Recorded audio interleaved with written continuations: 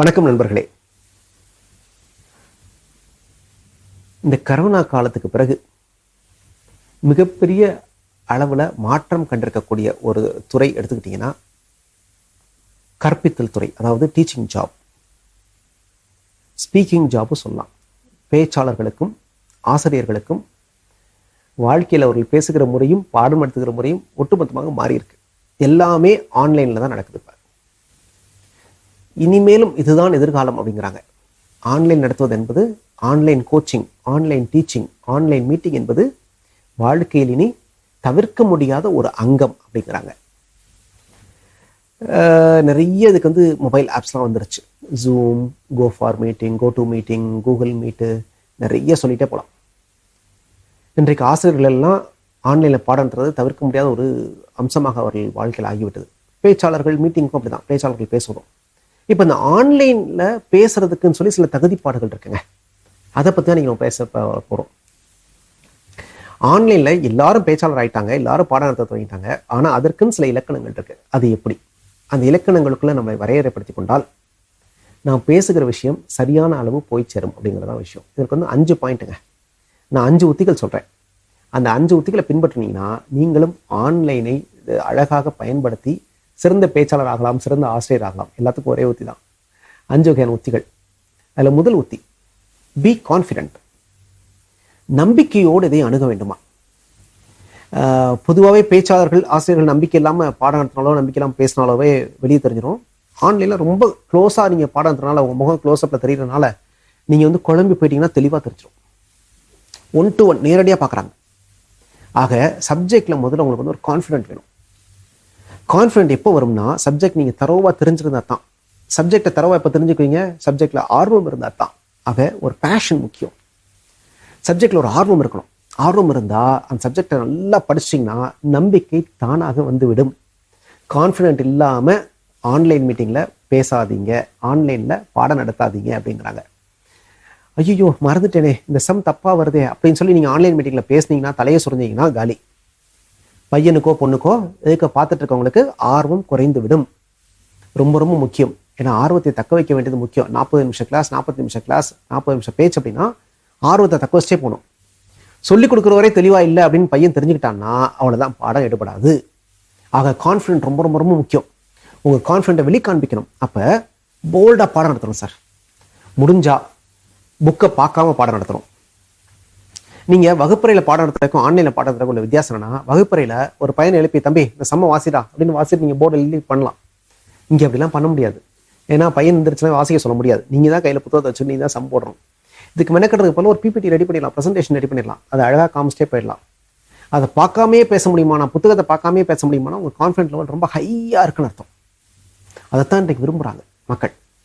ஆக கான்ஃபிடென்ட்டாக இருக்கணும், சப்ஜெக்டில் தரோவாக இருக்கணும். இது 1. 2வது, டூ ரிஹர்சல். ரிஹர்சல் பண்ணாமல் எந்த வகுப்பையும் நடத்தாதீர்கள் அப்படிங்கிறாங்க. Two rehearsal. என்ன ரிஹர்சல் இன்னைக்கு ரொம்ப ரொம்ப முக்கியமாயிடுச்சு. ஏன்னு சொல்கிறேன். திரைப்படங்களில் நடிகர்கள் நடிக்கிற போது அவங்களை க்ளோஸ்அப்பில் காமிப்பாங்க. நல்ல முகத்தில் கூட உணர்ச்சிகள் தெரிய வேண்டி இருக்கும். இன்றைக்கு நீங்களும் திரைப்பட நடிகர்கள் மாதிரி தான். கம்ப்யூட்டரில் உங்களை க்ளோஸ்அப்பில் பார்க்க போகிறாங்க உங்கள் பசங்க. அப்போ உங்கள் முகபாவனையில் எந்த உணர்வுமே இல்லாட்டி பையனுக்கு இன்ட்ரெஸ்ட் போயிடும். நீங்கள் ஐயோ நான் தப்பாக எழுதிட்டேன்ப்பா, சாரி அழிச்சிருங்க அப்படி திரும்பலாம் வர முடியாது. லைவ் ப்ரோக்ராம் இதெல்லாம். அதனால் தவறே வரக்கூடாது. அப்போ தவறே வரக்கூடாதுன்னா நிறைய ரிஹர்சல் பண்ணி பார்க்கணும். நிறைய பேருக்கு கேமராக்கு முன்னாடி எப்படி உட்காரணும்னே தெரிய மாட்டேங்குது. நீங்கள் ஒன்றும் வேணாம், எங்கள் டிவியெல்லாம் பாருங்கள். டிவியில் நியூஸ் ரீடர்ஸ் பாருங்கள். கேமரா எவ்வளோ தூரத்தில் இருக்குது, நியூஸ் ரீடருக்கு மார்பளவு தெரியும். நிறைய அன்னைக்கு கூட ஒரு டிவி நிகழ்ச்சியில் தான் பார்த்தேன். ஒருத்தர் முகத்தை பெருசாக காமிச்சிட்டு முகம் மட்டும் தான் தெரியுது. முகம் மட்டும் பெருசாக விகாரமாக தெரியுது. எவ்வளோ அழகாக இருந்தாலும் அவ்வளோ க்ளோஸ்அப்பில் காமிச்சிங்கன்னா பார்க்குறது கஷ்டமாக இருக்கும். அதனால் முகத்தை மட்டும் இவ்வளோ தூரம் தான் காமிக்காதீங்க. கொஞ்சம் மார்பளவு வர உங்களுடைய கேமராவை அதுக்கேற்ற மாதிரி வச்சுக்கோங்க. வச்சுட்டீங்கன்னா முகத்தில் நிறைய உணர்வுகளை நீங்கள் காண்பிக்க வேண்டிய அவசியம் இல்லை. 2வது, ஆன்லைன் கிளாஸஸில் இந்த அங்க அசைவுகள் ரொம்ப ரொம்ப முக்கியம். கையை கட்டிட்டுலாம் பாடம் நடத்துங்கன்னு வச்சுங்களேன், வெறுத்துருவாங்க. எதுக்கு இருக்காங்க? கொஞ்சம் ஓப்பன் போஸ்டர், கொஞ்சம் ரிலாக்ஸ், அப்படியே சிரிச்ச முகமா கையை ஆட்டி பேசுறது, இதெல்லாம் பண்ண முடியுமானால், அதாவது நீங்கள் இயல்பாயிருங்க, வேற எதுவுமே இல்லை, நடிக்காதீங்க. ரிஹர்சல் பண்ணி பார்க்கறதுடைய நோக்கமே இயல்பாக இருத்தல் தான். இயல்பாக இருக்க முடியுமானால் தான் மாணவரை கவர முடியும். அதனால் ரிஹர்சல் ரொம்ப ரொம்ப முக்கியம். சப்ஜெக்டை படித்து பார்த்துக்கங்க, சப்ஜெக்டை சொல்லி பார்த்துக்கங்க. அங்கே போயிட்டு உட்காந்து நீங்கள் ஒரு ப்ரெசன்டேஷனாக வாசிக்காதீங்க. ப்ரெசன்டேஷனை பார்த்தோன்னே ஞாபகம் வரும், நீங்கள் உடனே பேசணும். இயல்பாக இருக்கணும். முதுகு காமிச்சுக்கிட்டே எல்லாம் ப்ரெசென்ட் பண்ணாதீங்க. போர்டில் எழுதுறதுல உள்ள கஷ்டம் தான். உங்கள் முதுகு மட்டும்தான் கேமராக்கு தெரியும், அது வேணாம். ப்ரெசன்டேஷனில் பவர் பாயிண்ட் ப்ரெசன்டேஷன் போட்டிங்கன்னா ரொம்ப ஈஸியாக இருக்கும், முதுகை காமிக்க வேண்டிய அவசியம் இருக்காது. ஆக இதெல்லாம் ரொம்ப முக்கியம். மூணாவது, நம்ம வந்து 2 பார்த்தோம். ஒன்று கான்ஃபிடென்ட்டாக இருக்கணும், 2 ரிவர்ஸ் பண்ணணும். மூணாவது, பி இன்ட்ரெஸ்டிங். சுவாரஸ்யமாக்குங்கள். நீங்கள் பேசுகிற சப்ஜெக்டை சுவாரஸ்யப்படுத்துங்கள். எப்படி சுவாரஸ்யப்படுத்தலாம்? கதைகள் சொல்வது, சம்பவங்கள் சொல்வது, அப்புறம் பொன்மொழிகள் சொல்வது, வினாடி வினாக்கள் போடுவது, அப்படி இயல்பா அது மாதிரிலாம் பண்ணீங்கன்னா எதுக்கு இருக்கக்கூடிய மாணவர்களுக்கோ அல்ல நேயர்களுக்கோ பார்க்குறவங்களுக்கோ ரொம்ப ஒரு உற்சாகமாக இருக்கும், அவர்களை கவனத்தை ஈர்க்க முடியும். ஆக சுவாரஸ்யப்படுத்த முடியுமா அப்படின்னு பாருங்க. இப்போ நீங்கள் கேட்கலாம், மேக்ஸை நான் எப்படி சார் சுவாரஸ்யமாக சொல்லிக் கொடுக்க முடியும்னு கேட்கலாம். முடியும் சார், அது சார் நிறைய விஷயம் இருக்குது. இப்போ வந்து அல்ஜீப்ரான்னு எடுத்துக்கங்களேன். அல்ஜீப்ராவை பற்றி நிறைய விஷயம். அல்ஜீப்ராவை யார் உருவாக்குனது, எப்போ உருவாக்குனாங்க, அதில் இந்தியர்களுடைய பங்களிப்பு என்ன, இது மாதிரி பேசலாம். இன்டெக்ரல் கால்குலஸ் பற்றி சுவாரஸ்யமாக நான் ஒரு சம்பவம் சொல்கிறேன். இன்டெக்ரல் கால்குலஸை தந்தை யார் அப்படின்னு கேட்டிங்கன்னா, இன்றைக்கும் வரலாற்றில் ஜெர்மன் சயின்டிஸ்ட் லெபனீஸ் அப்படின்னு சொல்லி சொல்கிறாங்க. அவர் தான் முதல்ல இன்டெக்ரல் கால்குலஸை உருவாக்கியவர் அப்படின்றாங்க. ஆனால் வரலாற்றை புரட்டி பார்த்தீங்கன்னா, லெபனீஸ்க்கு முன்னாடியே சார் ஐசக் நியூட்டன் இந்த இன்டெக்ரல் கால்குலஸை கண்டுபிடிச்சிருக்காரு. ஆனால் அவர் செஞ்ச ஒரே தப்பு என்னன்னா, அதை பேப்பராக ப்ரெசென்ட் பண்ணி டாக்குமெண்ட் பண்ணலை. பண்ணியிருந்தார்னா அவர் தான் இன்றைக்கு வந்து ஐசக் நியூட்டன் தான் இன்றைக்கு இன்டெக்ரல் கால்குலஸை தந்தை என்று அறியப்பட்டிருப்பார்.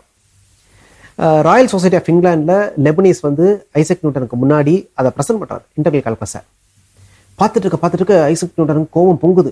இதெல்லாம் நான் ஆப்டிக்ஸ் பற்றி நான் உருவாக்கினப்ப எல்லாம் நான் அந்த சம்பளம் போட்டு வச்சிருந்தேனே, அப்படி என்கிட்ட சுட்டானோ அப்படின்னா சொல்லி சண்டே போடுறாரு. நிகழ்ச்சி முடிஞ்சுன்னா ராயல் சொசைட்டி ஆஃப் இங்கிலாண்டில் சண்டே நடக்குது 2 பேருக்கும். கோவத்தோடு லெபனீஸ் வெளியே போயிடுறாரு. பின்னாடி பார்த்தா ஐசக் நியூட்டன் இதே மாதிரி நிறைய இன்டெக்ரல் கால்குலஸ் சம்பந்தப்பட்ட தியரிஸை உருவாக்கி வச்சிருக்காரு. ஆனாலும் லெபனீஸ் தான் இன்றளவிலும் இன்டெக்ரல் கால்குலஸின் தந்தை என்று அறியப்படுகிறார். ஏன்னா ப்ராப்பராக டாக்குமெண்ட் பண்ணியிருக்காரு. ஆக இது மாதிரியான சுவாரஸ்யமான தகவல்கள் சொன்னீங்கன்னா பையனுக்கு இன்டெக்ரல் கால்குலஸ் புரியும் சார். எவ்வளோக்கு எவ்வளோ வித்தியாசமாக நம்ம சொல்ல முடியுமோ, ஒரு விஞ்ஞானத்தை கூட ஒரு அழகாக சொல்ல முடியுமா அப்படின்னு பார்க்கலாம். ஒரு முட்டை எப்படி உள்ள ஒரு ஜாடி எடுத்துக்கோங்க. ஜாடிக்குள்ள முட்டை வந்து உள்ள நுழையணும், அவிச்ச முட்டை உள்ள நுழையணும். உள்ள புஷ் பண்ணாதான் உள்ள விழும், ஆனால் புஷ் பண்ண முடியாது. அது வந்து அந்த நெக்கு பகுதியில் வச்சுறீங்க. அதுவா வழுவி எப்படி உள்ள விழும் அப்படின்னு ஒரு எக்ஸ்பெரிமெண்ட் பண்ணி பார்க்கலாம். நீங்கள் வந்து ஒரு கற்பூரத்தை பொருத்தி அந்த ஜாடிக்குள்ளே போட்டுட்டு மேலாப்பில் அந்த முட்டையை வச்சுட்டு போயிடுறீங்க. கொஞ்ச நேரம் கழிச்சு வந்து பார்த்தா அந்த முட்டை தானா உள்ள விழுந்திருக்கும். எப்படி தெரியுமா? அந்த கற்பூரம் எரிய உள்ள இருக்கக்கூடிய ஆக்சிஜன் பூரா எரிஞ்சிரும், வெற்றிடம் ஆயிடும். அப்போ அங்கே உள்ளேருந்து ஏர் ப்ரெஷர் இருக்காது. வெளியில் முட்டைக்கு வெளிப்பகுதியில் இருக்கக்கூடிய ஏர் ப்ரெஷர் அப்படியே முட்டையை தள்ளி முட்டையை உள்ள தள்ளிடும். நெகிழ்வுத்தன்மை அவிச்ச முட்டைக்கு உண்டு. ஆக இப்படி சின்ன சின்ன விடுகதைகள்லாம் சொல்கிற போது அறிவியலும் சரி, இல்லை கணிதமும் சரி, இல்லை எந்த உரையுமே சுவாரஸ்யமாக இருக்கும். சம்பவங்கள் சொல்ல முடியுமா, கேஸ் ஸ்டடிஸ் சொல்ல முடியுமா, இதெல்லாம் சொன்னீங்கன்னா அதை பார்க்குறவங்க கேட்குறவங்க ரொம்ப அதிசயிச்சு போவாங்க, ரொம்ப மகிழ்ச்சி அடைவாங்க. ஆக இன்ட்ரெஸ்டிங்காக சப்ஜெக்டை சொல்லணுன்றது ரொம்ப முக்கியம். 4வது, ஸ்பெசிஃபிக்காக இருக்கணும், சம்மரைஸ் பண்ணணும், ஷார்ட்டாக இருக்கணும். வளவளா கொலகொலான்றதெல்லாம் தவிர்த்துட்டு நீங்கள் 40 நிமிஷம் பேச போறீங்கன்னா முதல் 2 நிமிஷம் இன்ட்ரோடக்ஷன், அப்புறம் ஒரு 12 நிமிஷம் சப்ஜெக்ட், அப்புறம் 2 நிமிஷம் வெளிக்கதை, திரும்ப ஒரு 12 நிமிஷம் சப்ஜெக்ட், இல்லை 15 நிமிஷம் சப்ஜெக்ட், ஒரு 3 நிமிஷம் சம்மரைஸ் பண்ணுறது. இந்த மாதிரி அழகாக வகுத்து வச்சுக்கிட்டு இந்த ரிஹர்சல் பண்ணி முடிக்கிறப்போ ஒரு சம்மரைஸ் பண்ணி முடிக்கணும். ஸ்பெசிஃபிக்காக பண்ணுறப்ப, டயத்தை கரெக்டாக பண்ணுறப்ப அவங்களுக்கு பிடிக்கும். 2வது வந்து தொடர்ந்து 40 நிமிஷம் ஒரே சப்ஜெக்டே பேசினா போர் அடிச்சிடும். கொஞ்சம் வெளியில் போய் இன்னைக்கு விராட் கோலி எப்படி பேட்டிங் பிடிச்சார், நல்லா இருக்கா, எவ்வளோ ரன் அடிச்சார், 2 பேர்ட்ட பேசி கேட்டு, என்னப்பா அந்த படம் சமயமாக வந்தது பார்த்தீங்களா, படம் நல்லா இருக்கா, பிடிச்சிருந்துச்சா, உங்களுக்கு என்ன தோணுது, 2 வெளிக்கருத்தை பேசிட்டு திரும்ப உள்ளே வந்துடணும். உள்ளே வருகிற போது மாணவர்களுக்கு அந்த கவனம், ஏன்னா 15 நிமிஷத்துக்கு மேலே மாணவர்களும் கவனம் செலுத்த முடிய மாட்டேங்குதான் ஒரு சப்ஜெக்டில். அப்போ வெளியே போயிட்டு திரும்ப மாணவர் உள்ளே எடுத்துகிட்டு வர்றப்ப கொஞ்சம் ரிலாக்ஸ் ஆகிறான். ஆக அது அழகாக கணக்கை டைமை கால்குலேட் பண்ணிங்கன்னா ஸ்பெசிஃபிக்காகவும் ஷார்ப்பாகவும் இருந்து கடைசியாக சம்மரைஸ் பண்ணிங்கன்னா ரொம்ப அழகாக இருக்கும். அவங்களுக்கு என்னைக்கு மனசில் நிற்குன்றாங்க. 5வது ரொம்ப ரொம்ப முக்கியமான விஷயம், ஹாவ் எ பர்சனல் டச்.